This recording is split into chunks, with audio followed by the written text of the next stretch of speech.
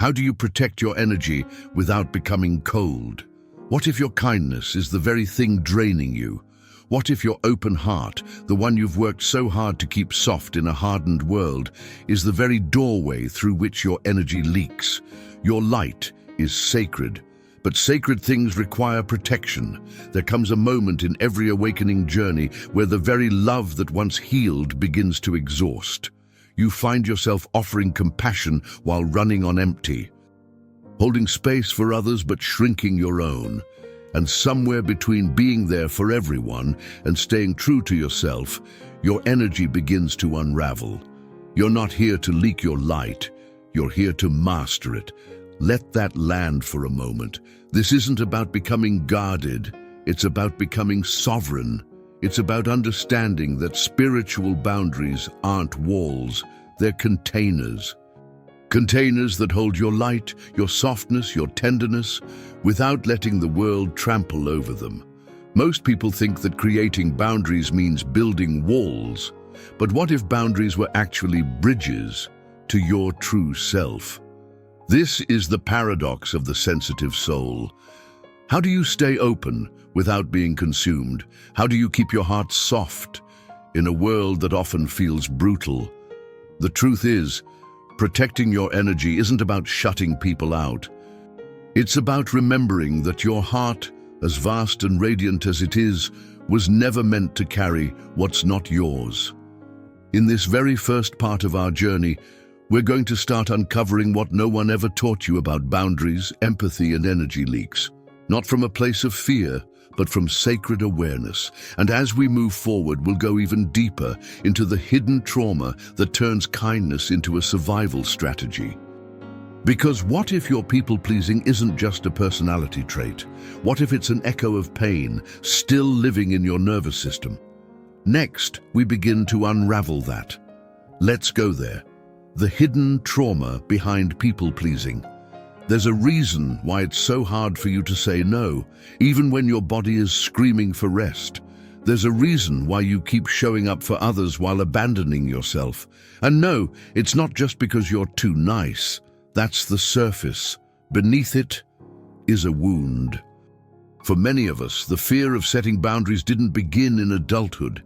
It began in childhood, when love felt conditional, when your safety depended on being pleasing, adaptable, small, when saying no meant disconnection, when being authentic meant being ignored, and slowly your nervous system learned that to survive, you had to disappear a little.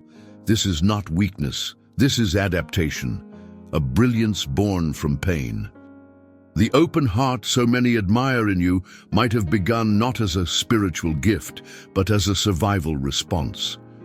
Gabor Mate once said, "If you have to suppress your needs to be loved, your body will remember what your mind chose to forget." And it does. The body keeps score. The nervous system remembers every time you shrank your truth to stay connected, every time your authenticity felt like a threat. But what if the most powerful truth was hiding where you never thought to look? Let me explain. When you were a child and someone dismissed your feelings, your limbic brain, the emotional brain, registered it not as minor discomfort, but as danger. Rejection wasn't psychological, it was primal. So your system made a choice. It linked safety with self-abandonment. That's the root of people-pleasing. You've seen it before, you just didn't know how to read it. It shows up in small things, laughing at jokes that make you uncomfortable, saying yes when your soul whispers no, over-apologizing, explaining your feelings to people who aren't even listening, staying quiet to avoid conflict, even when silence feels like betrayal. And here's the deeper layer. Sometimes being kind is actually a way to avoid rejection. Sometimes your giving is a mask for fear. A fear of not being needed. A fear of being alone. A fear that if you stop pouring out, no one will stay. Pause for a moment. Breathe into that. Not to shame yourself, but to see clearly. Because what you call empathy might sometimes be self-abandonment. And what you call love might sometimes be a longing to finally be chosen. Let that truth settle. In the next section, we'll go even deeper into why protecting your energy isn't selfish. It's sacred. We'll unravel the spiritual misunderstanding that equates boundaries with ego and explore how your energy field is not just emotional, it's electromagnetic. And it matters. Why energy protection is a sacred act, not selfishness. Somewhere along the path of awakening, many of us adopted a quiet lie that true spirituality means never saying no, that love must always be open, endlessly available, endlessly giving, that protecting your space, your peace, your energy somehow means you're selfish. But let's pause, let's get honest. What if that belief is not spiritual wisdom, but emotional codependency? Dressed in white robes, let me explain. There's a distortion in many spiritual spaces, the worship of the open heart without the wisdom of energetic containment. But energy, just like electricity, needs grounding. It needs a circuit. Even the stars have orbits. Even rivers have banks. Without structure, light scatters. Without boundaries, love bleeds out. And your energy is sacred. Joe Dispenza's research has shown that the heart's electromagnetic field is the most powerful in the human body, up to 60 times stronger than the brain's. That field is not metaphorical, it's literal. It extends beyond your body, interacting with every person, space, and situation around you. So here's the question no one asks. If you're constantly absorbing energy without regulation, how can you know what's truly yours? Think about it. If your thoughts feel chaotic, if your mood shifts wildly depending on who you're around, it might not be yours. That anxiety might not be yours. That fatigue might not be yours. You're not just emotionally tired. You're energetically entangled. Let me give you an image. You walk into a room. No one speaks, but you feel the tension. Your shoulders tighten. Your breath becomes shallow. You're absorbing data your nervous system hasn't even had time to translate. That's your field in action, and it's real. And here's the truth. You were never meant to carry what isn't yours. Compassion does not mean absorption. Love does not mean leakage. Protecting your energy isn't about separation. It's about sovereignty. It's about choosing to stay aligned so the love you offer flows from truth, not depletion. Let that sink in. This is not about becoming rigid. It's about becoming clear. When your energy is grounded, you no longer say yes out of guilt. You no longer perform kindness as a way to be loved. You no longer confuse self-sacrifice with soul service. Energy protection is sacred because it honors the field of your being, because it says, I matter, my frequency matters, and I don't need to fracture myself to be loved. Now, let's move deeper into one of the most misunderstood layers of this journey, the difference between healthy emotional boundaries and emotional shutdown. You'll begin to see how saying no from the heart can actually be one of the most loving things you'll ever do, and why spiritual strength has nothing to do with emotional numbing. Emotional boundaries versus emotional shutdown. We've all been told that boundaries are important, but few of us were taught the difference between closing a door and locking ourselves inside, between drawing a line and building a wall so thick not even light gets through. That confusion runs deep, and it matters. Because when you've been hurt, when your energy has been taken for granted, when your heart has been stretched too thin, the instinct is to armor up, to protect yourself by shutting down. But shutting down is not protection, it's disconnection. Let me take you deeper. A boundary is not a wall. A boundary is a shoreline. It says, this is where I begin and where you end. It's not a rejection. It's a definition. It's not cold. It's conscious. Emotional shutdown, on the other hand, is the nervous system's red alert. It's what happens when the body no longer feels safe enough to stay open. When the heart stops, not because it doesn't care, but because it's overwhelmed. Here's a question to sit with. Are your boundaries making you feel safer or lonelier? Sometimes we confuse isolation with healing, but numbness isn't peace, it's pause. And staying in that pause too long turns healing into hiding. Let me give you an example. Think of a river. Its power lies not in chaos, but in its direction. That direction comes from its edges, its banks. Without those edges, water spills, it floods, it drowns. Your emotional energy works the same way. Without conscious boundaries, your feelings overflow, often in silence, often in shame. You say, "I'm fine," when your soul is anything but. You smile in rooms that feel hollow. You play calm while your heart begs for a moment of truth. So here's the practice. Pause now and feel into this. Where in your life are you leaking energy through silence? Where are you pretending not to feel, just to keep things easy for others? And perhaps more honestly, where have you mistaken emotional shutdown for spiritual strength? Let's reframe this. Setting an emotional boundary is an act of self-respect. It allows you to stay connected without collapsing. It lets you say, "I love you, and I still choose me." It creates space for real intimacy, the kind where both people get to be whole.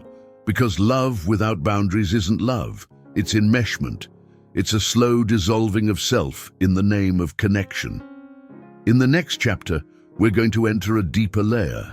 The subtle energetic leaks no one talks about. The hidden ways your empathy might be draining you, even when your words are quiet and your actions feel aligned.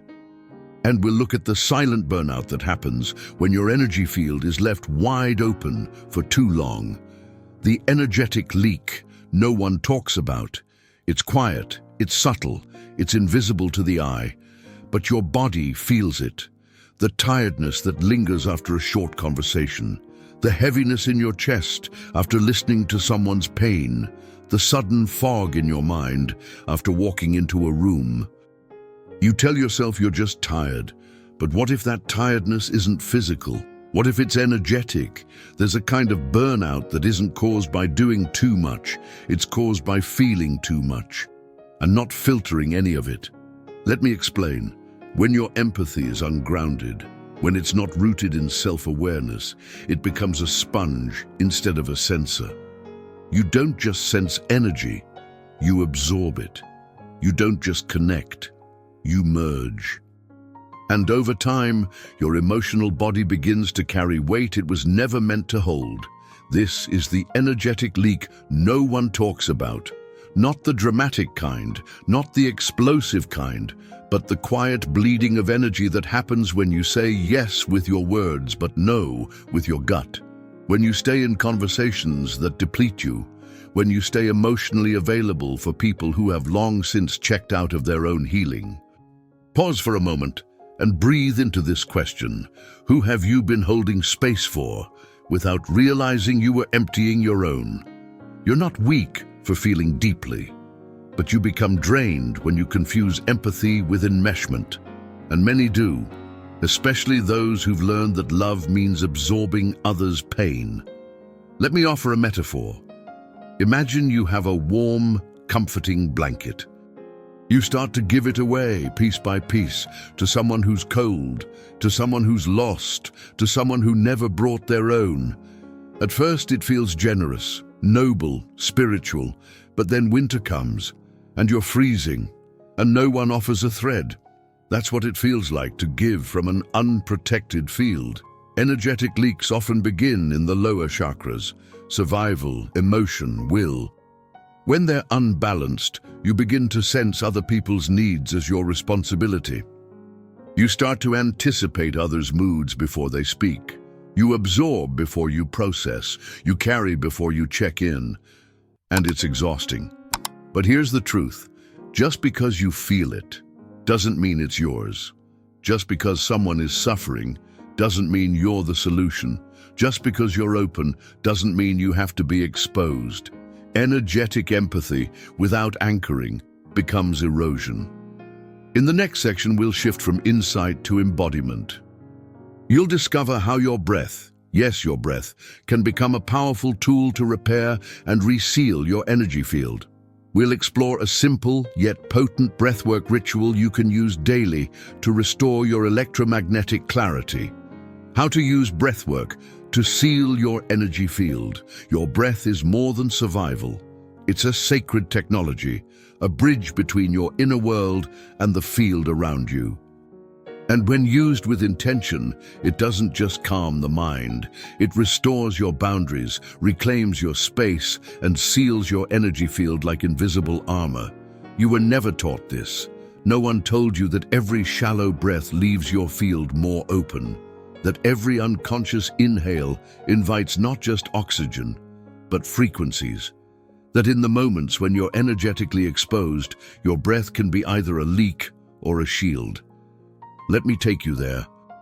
Bruce Lipton, renowned for bridging biology and consciousness, teaches that breath regulates the autonomic nervous system, shifting you from sympathetic stress, fight or flight, into parasympathetic restoration, rest and heal.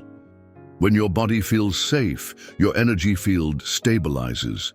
When your nervous system slows, your frequency clears. Here's the process. Imagine you've just had a draining conversation. You said all the right things, held space with compassion, and stayed grounded, but something feels off, heavy, muddled. That's residue. That's energetic smoke clinging to your field. Now pause and try this. Close your eyes. Inhale gently through your nose for a count of 4. Hold for 4. Exhale slowly through your mouth for 6. Repeat.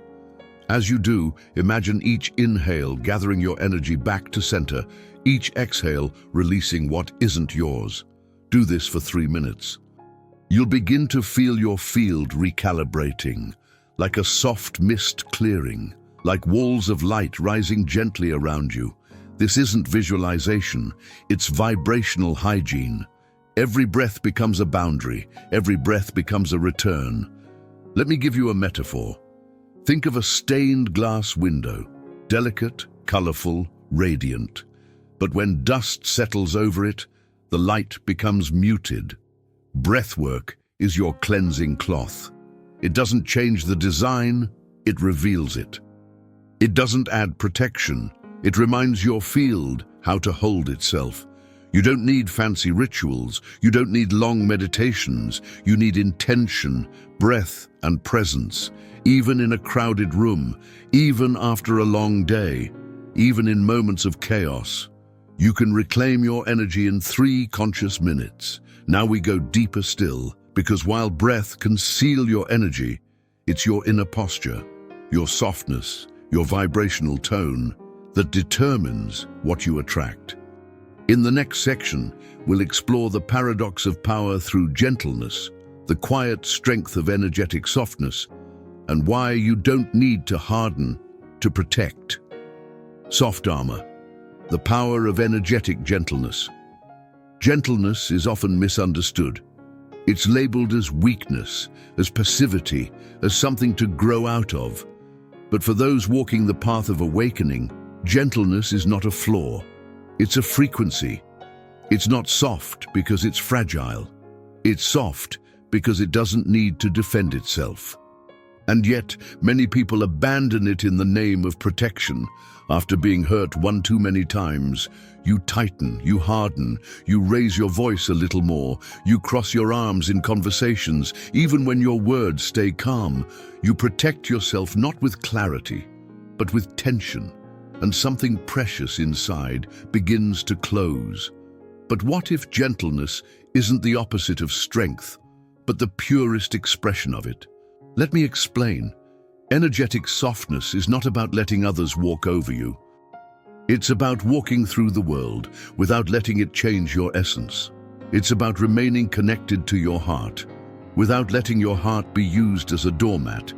You don't need to become sharp to be safe. You need to become sovereign. Let me give you an image. Bamboo. It bends in the wind, yet it never breaks. It flows with pressure, yet stays rooted in the earth. It weathers storms not through resistance, but through surrender. That's what softness looks like when it's strong. Let me take you into a real moment. Her name was Marla. She was 54, a mother of two, a nurse for over 20 years. She had always been the one everyone could count on. The strong one, the kind one, the one who remembered birthdays, brought soup when you were sick, stayed on the phone at midnight just to listen. But inside, she was unraveling. Marla never said no, not to her patients, not to her family, not even to friends who only called when they needed something. She thought being available meant being loving, until her body stopped playing along. She began waking up tired. Her chest ached with no explanation. Panic would bloom in her stomach when the phone rang. Still, she smiled. Still, she gave. Still, she said, "Of course, I'm fine." Until one morning, she wasn't.